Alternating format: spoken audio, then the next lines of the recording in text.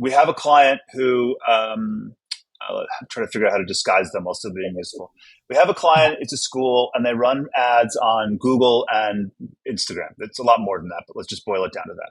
Okay. And let's pretend the cost per lead on Google is $10, which they love, and the cost per lead on Meta is $50, which they don't love. Those aren't the numbers, but let's just paint that picture.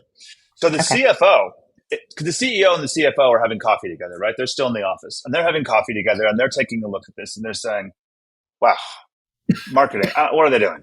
Why do we have all this spend on this Instagram that's getting, I mean, did they not understand marketing? It's a $50 cost per lead versus a $10 cost per lead. We got to turn it off. It's a CFO way Mm-hmm. of looking at it. And I get it. I have to be the CFO of my company sometimes. And so what we've been able to do is to through a series of discussions, is to articulate our position that we should be judging those two things by different metrics. But you can't search for something on Google if you don't know what it is. It's a logical impossibility to Google something if you don't know what it is. You can't do it. Yeah. I guess you could randomly type in letters and find something, but that's not how it works. So then you need to ask people, well, the CFO, like, well, how do you think they Googled you? Like, do you think they found you on Instagram? Maybe you don't want to say it like that, but like that's the way of thinking Yeah. about it, Yeah. right?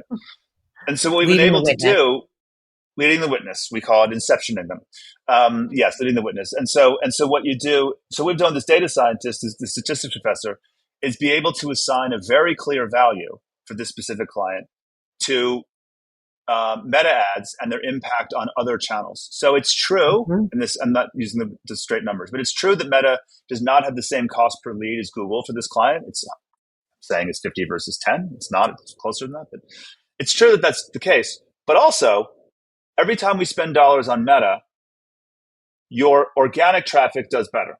And when we spend less Mm-hmm. on Meta, your organic traffic does worse.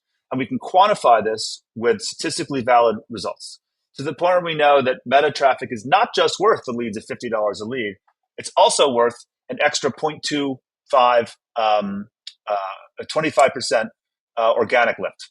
And what we further can see in this specific client is that, sure, it's $50 a lead versus Google's 10.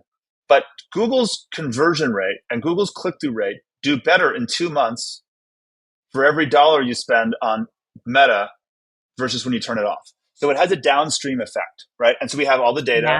and we have all the graphs, and we can show that. That is not the conversation I would have with the CEO. The conversation I would have with the CEO is, hey, good news. The project we talked about is working. I want to boil it down. Spend more on Meta, get more organic. Spend more on Meta, do better Google.